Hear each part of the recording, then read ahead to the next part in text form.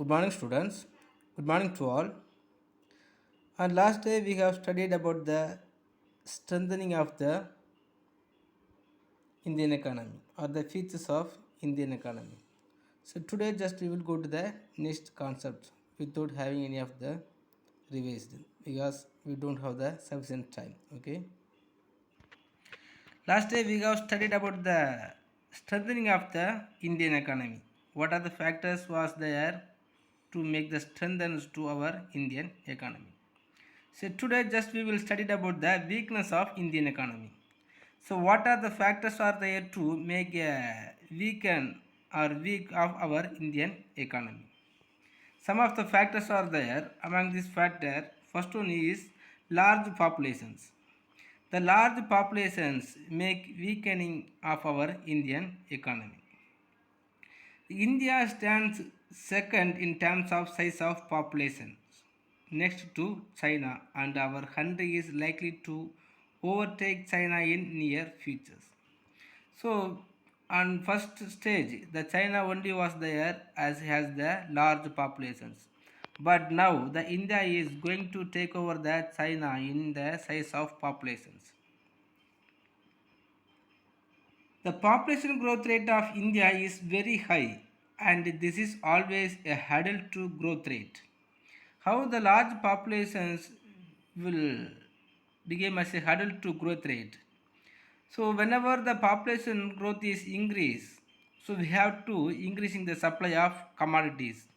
The government have to spend more money to the public infrastructures. We have to provide the proper education facilities and the medicine facilities to all the peoples. And not only that, we must provide the employment opportunities to the all the increased populations.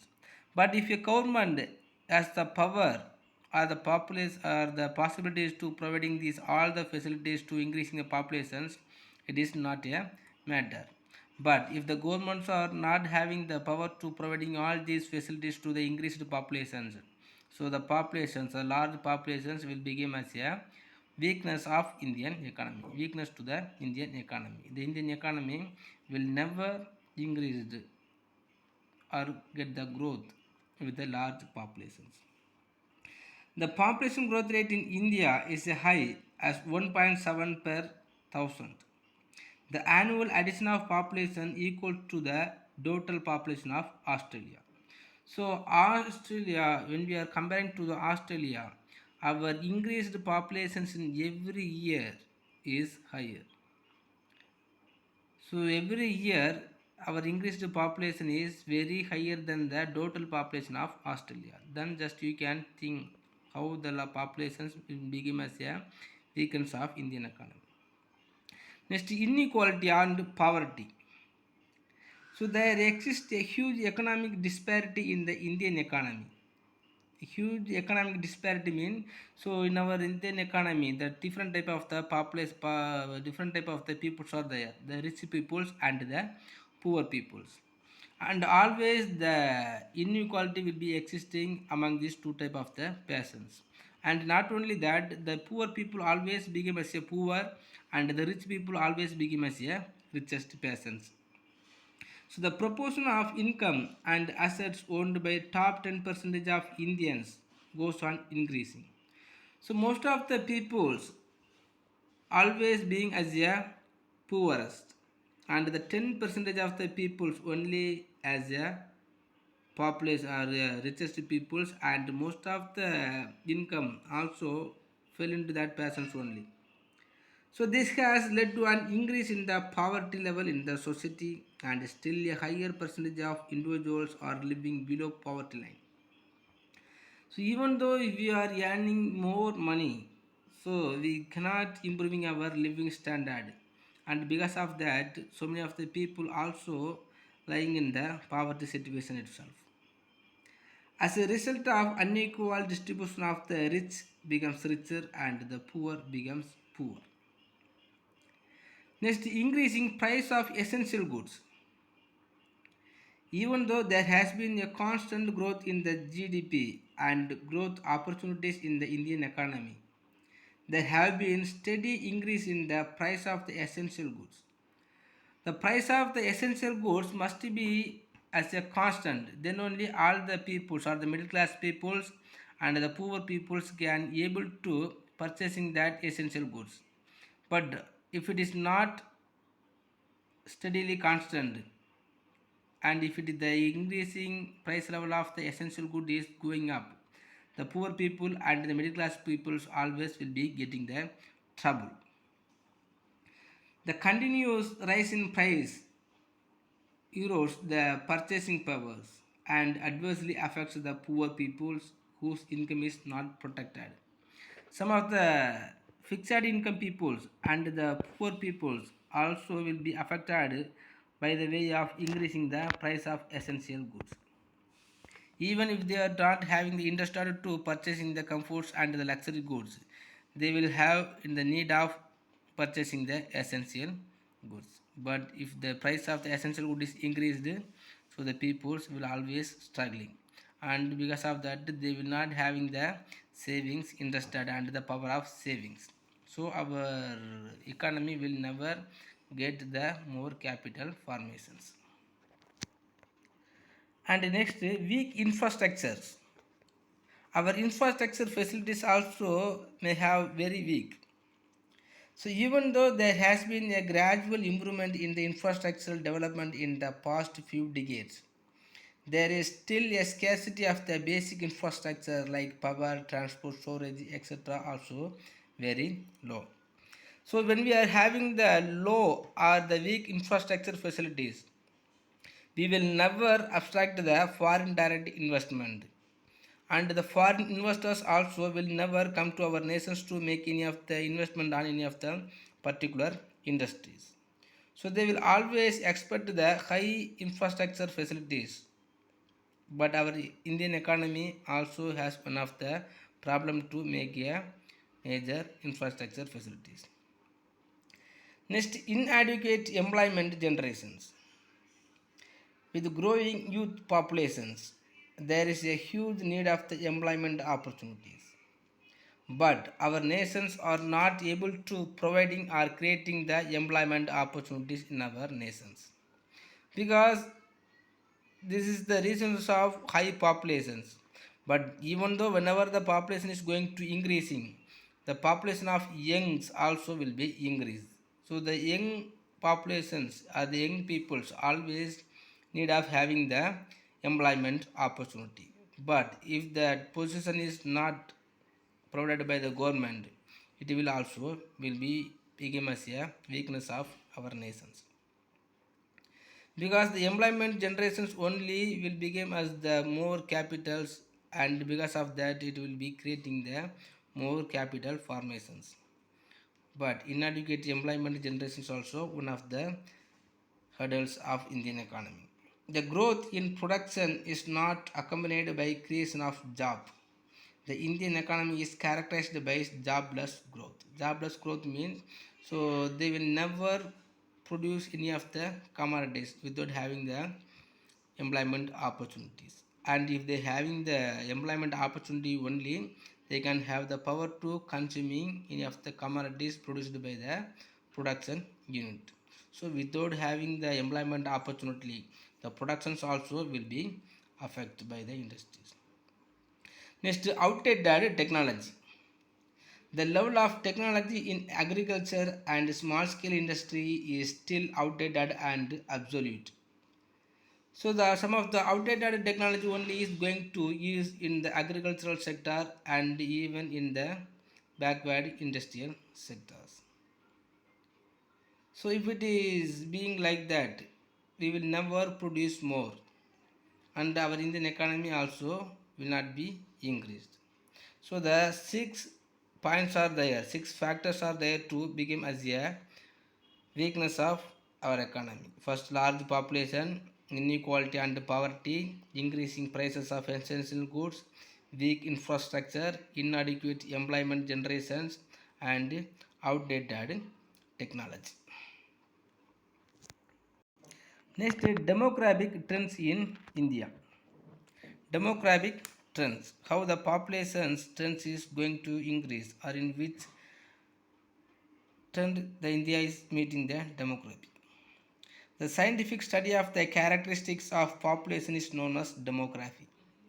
The various aspects of demographic trends in India are size of populations, rate of growth, birth and death rates, density of populations, sex ratio, life expectancy at birth, and the literacy ratio. First, if you are taking the population's growth,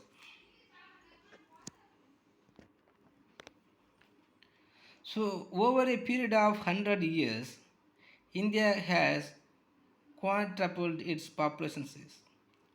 In terms of size of populations, India ranks second in the world after China, as we know already. India has only about 2.4% of the world's geographical area and contributes less than 1.2% of the world's income, but accommodates about 17.5% of the world's populations. But when our surface is highly expand, we will have some of the accommodate 17.5 percentage of accommodate we can bring it. But even though 2.4 percentage of the world geographical area, the 1.2 percentage of the world income only we can provide it. In other words, every sixth person in the world is an Indian. How? The every sixth person in the world is an Indian. So when we are comparing to the world population, the Indian populations may be the 6%. So in fact, the combined population of just two states, namely Uttar Pradesh and Maharashtra, is more than the populations of United States America, the third most populous country of the world. So even though the America is the third most populations of the world, our populations of our two states peoples only will be equal to the America. Then just to remind, just to think yourself how our populations. Some of the states in India have larger population than many countries in the world. For example, Singapore, Malaysia, and the Myanmar, and some of the populations of the nations will be very lower in the populations of our one state. The negative growth during 1911 to 21 was due to rapid and frequent occurrence of epidemics like cholera, plague, and influenza. And also famines. The year 1921 is known as the year of Great Divide for India's populations as populations start increasing. So in beginning the 1921 only the population of India was increased. So the 1921 was called as the year of Great Divide. So next during the 1951 the population growth rate has come down from 1.33% to 1.25%. Hence it is known as year of small divide. The population was decreased. So after that, in 1967, the population of India started increasing at the rate of 1.96% to 2%. Hence the 1961 is known as year of population explosions. So just you have to remind the 3 years. The 1921 is known as the year of Great Divide, and the 1951 the year of Small Divide, and the 1961 is the year of populations explosions. Next we will see about the birth rate and death rate. So the birth rate and death rate. The birth rate refers to the number of birth per thousand of populations. Per thousand of populations, how many of the babies are born is considered as a birth rate. Death rate refers to the number of death per thousand of populations.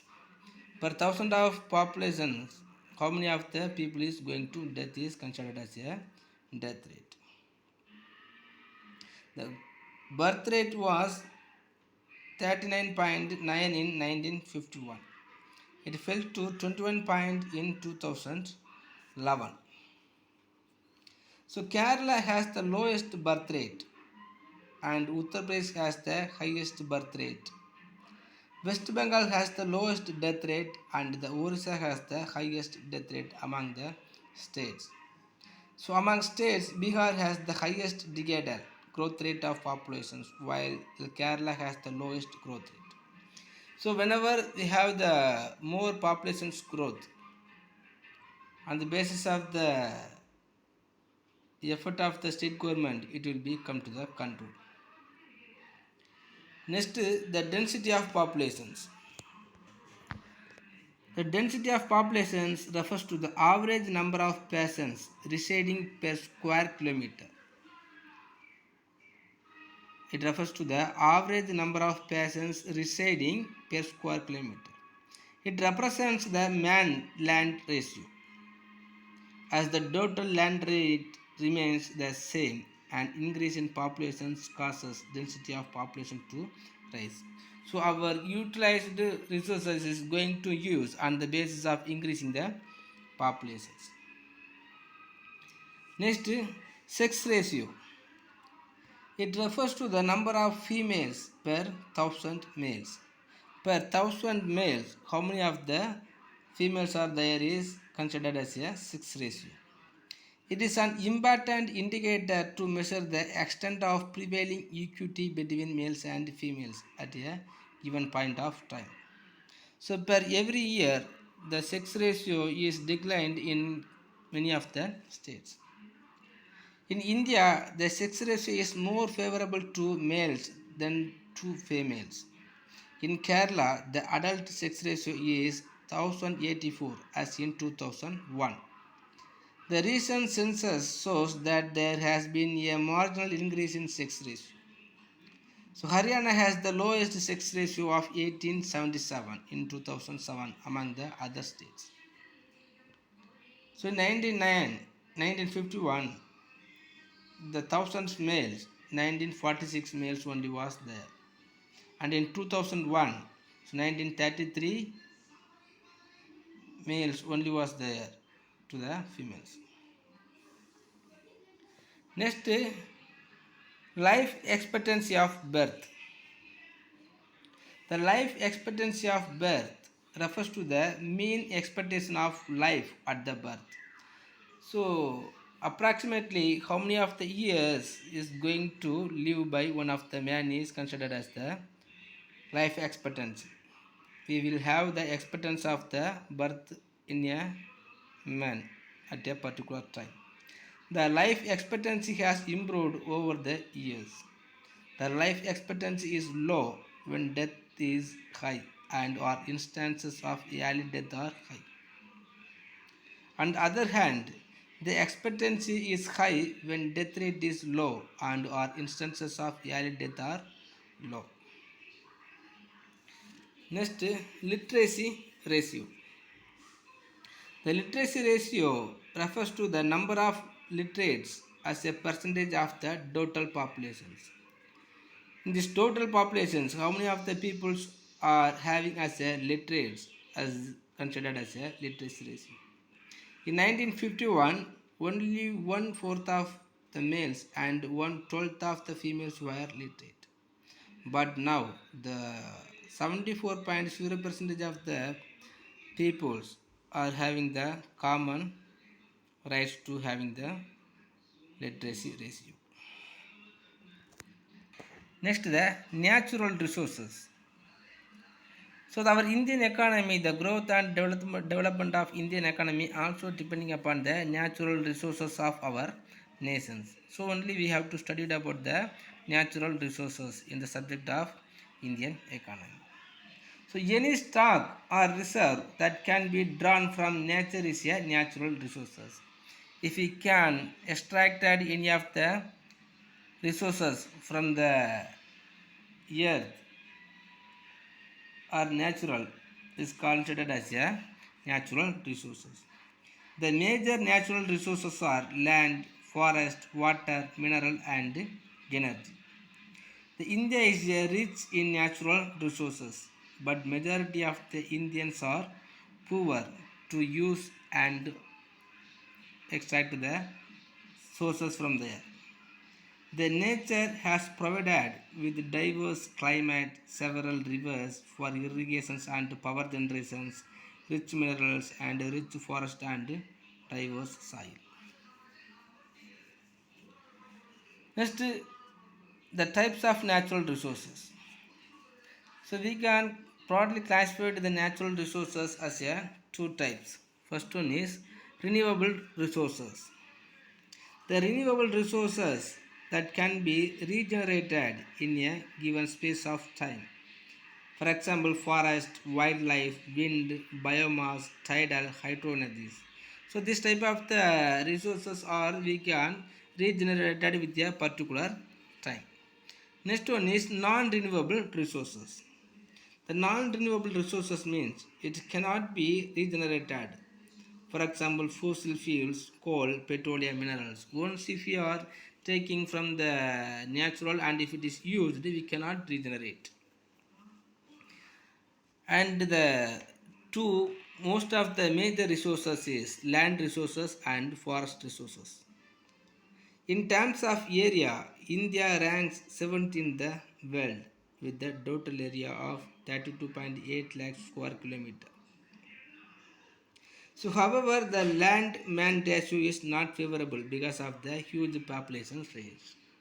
If the people has more area for their cultivations, for their productions, so our Indian economy has the chance to increase the growth. Next, forest resources. So India's forest covers in 2007 is 69.0 million hectare, which constitute 21.2 percentage of the total geographical area. And some of the important mineral resources. So there is no need to explaining more. Some of the mineral resources are there. So students, please you can study yourself. If you have any doubt, please ask me. And just I am telling the what are the resources are there. So iron ore, coal and lignite and bauxite, mica and crude oil and gold and diamond. So India possesses the high quality iron ore in abundance. The total resource of iron ore in the country are about 14.63 million tons. So wherever the availability of the iron ore is there mean, so the Karnataka and Kerala and Tamil Nadu in the Andhra Pradesh. And gold and lignite. The coal is the largest available mineral resources. So India ranks third in the world after China and USA. So the availability of the coal and lignite in our India is Bengal, Bihar, Madhya Pradesh and Maharashtra, Odisha. And bauxite. The bauxite is the main source of metal like aluminium and major resources are concentrated in the east coast bauxite. Next, the gold. The India possesses only a limited gold resource, and the Kolar goldfield, Kolar district, and in the Andhra Pradesh, the Ramgiri goldfield is also one of the unknown other known place to deriving the gold. Okay, students, as I told, if you have any doubt, please ask me. Just some of the types of mineral resources only is there. If you have any doubt in this weakness of Indian economy, just please ask me, and after that everything this is the information only. So there is no need to explaining more. When you are seeing the tables and the example only, you can easily understand. Okay student, thank you.